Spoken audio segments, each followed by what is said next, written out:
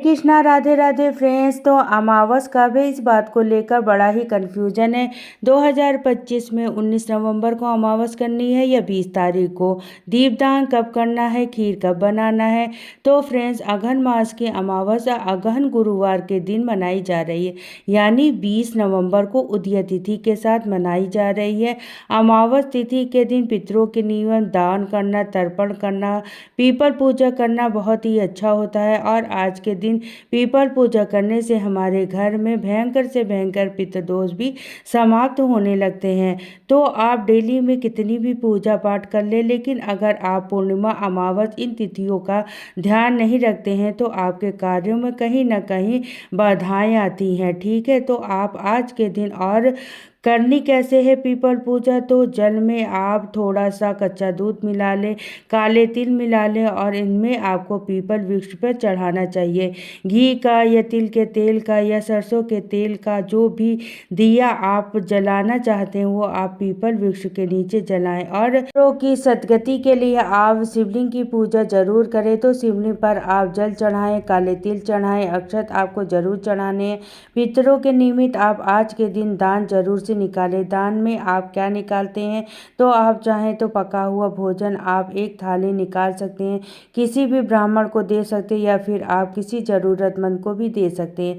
अगर आप पका हुआ भोजन आप नहीं बना सकते हैं तो आप क्या करेंगे? तो आप कच्चा सामान होता है खाने का, जैसे आटा, दाल, चावल, घी, नमक, ये चीज़ आप दान कर सकते हैं। ठीक है, और दान में जो भी देंगे उसके ऊपर दक्षिणा जरूर होना चाहिए।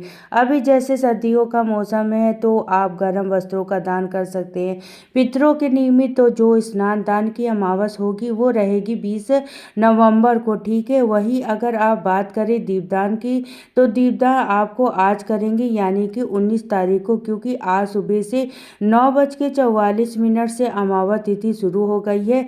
संध्या के समय अमावस तिथि रहेगी। तो दीपदान आप संध्या में कर सकते हैं। अगर आपके घर के अंदर दिया जला रहे हैं तो जैसे रसोई घर में जहाँ पर पानी रखा जाता है, पानी के मटके के पास, या आपके यहाँ आरओ लगा हुआ है, वो पितरों का स्थान माना जाता है अपने रसोई घर में, तो वहाँ पर आप एक दिया जरूर से जलाइए। और देखिए, घर के अंदर जो भी आप दीपदान करेंगे वो घी का या तिल के तेल का होना चाहिए। इसके अलावा आप जैसे बाहर पीपल वृक्ष के नीचे या तो वहाँ पर सरसों का तेल का दिया भी जला सकते हैं, लेकिन घर के अंदर सरसों का तेल का आप मत जलाइएगा।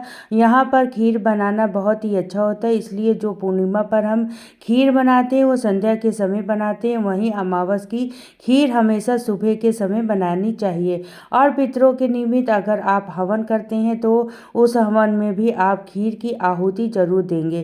किसी भी भूखे को, जरूरतमंद को आप खीर का दान आज के दिन जरूर से करिएगा। ब्राह्मण को दान देना, तो जो भी लोग अमावस के दिन पीपल की पूजा कर लेते हैं, अपने घर से कुछ दान दक्षिणा निकाल देते हैं, उनके घर में कभी भी दरिद्रता वास नहीं करती है, उनके घर में कभी भी पितृदोष नहीं लगता है। और देखिए, कोई भी उपाय धीरे धीरे ही असर करता है ना।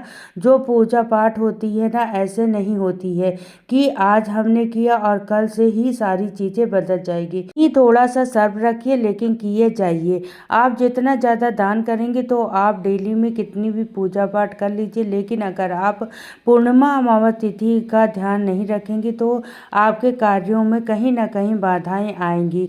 तो आप आज के दिन जो भी मैंने आपको कार्य बताए हैं वह आप जरूर से कर लीजिएगा, क्योंकि फ्रेंड्स, अमावस तिथि पर हमेशा सभी पितृ धरती पर होते हैं, वो हमारे सामने किसी भी रूप में आ सकते हैं, तो हमें उनको तृप्त करके ही भेजना चाहिए, जिनके आशीर्वाद से हमारे घर फलता फूलता है और आनंद रहता है। हमारे परिवार में तो फ्रेंड्स, किसी के घर में पितृ दोष होता है वहाँ पर बच्चे नहीं होते, किसी भी काम में आपको सफलता नहीं मिलेगी। कहीं बहुत ज़्यादा लड़के ही लड़के हो जाते हैं तो बहुत ज़्यादा लड़कियां ही लड़कियां हो जाती है। कुछ इन चीज़ों से ही पहचान की जाती है कि घर में पितृ दोष है।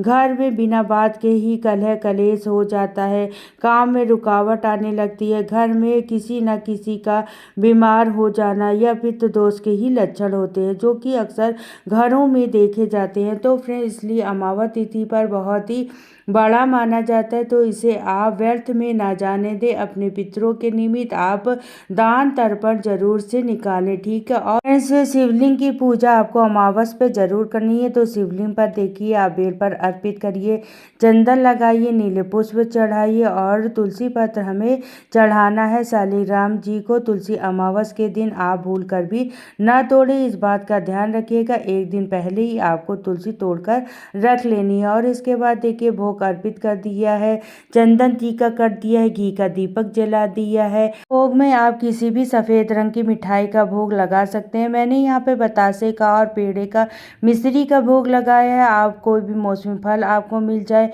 उसका भोग लगा दीजिए। एक पात्र में जल भरकर आप जरूर से रख दीजिएगा। इसके बाद घर में आप लौंग कपूर की धूनी आप जरूर से दीजिएगा।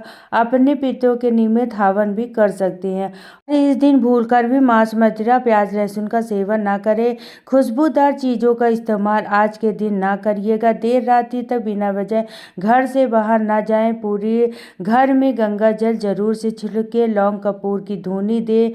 अच्छा, एक चीज आपको ध्यान रखनी है कि इस दिन भी सुहागन महिलाएं जो है अमावस के दिन बाल नहीं धोना चाहिए, तो आप यह ध्यान रखिएगा। और ध्यान रखिए सूर्य देवता को जल आप जरूर दें। घर की दक्षिण मुख होकर आप अपने पितरों को जल दें।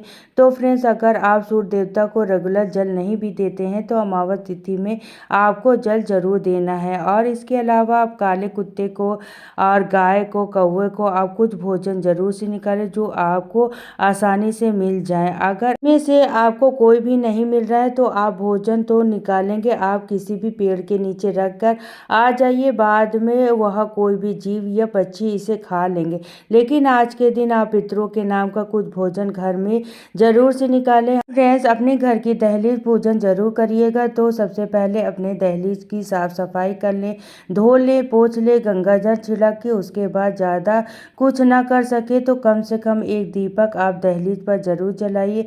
फ्रेंड्स, घर की दहलीज की पूजा अगर आप रोजाना नहीं कर सकते हैं तो पूर्णिमा और अमावस पर आपको जरूर करनी चाहिए। मैंने इस तरीके से अगर आप इन छोटे छोटे कार्यों को अमावस के दिन करते हैं तो इससे आपके भगवान के साथ साथ पितरों का भी आशीर्वाद प्राप्त होता है। इस वजह से आपके जीवन में सभी रुकावट दूर हो जाती है, घर में सुख समृद्धि का वास रहता है। तो फ्रेंड्स, वीडियो पसंद आए तो वीडियो को लाइक करिएगा और चैनल पर पहली बार आए हैं तो सब्सक्राइब कर लीजिएगा। फिर मिलती हूँ नेक्स्ट वीडियो में। तो सभी को राधे राधे, जय श्री कृष्णा।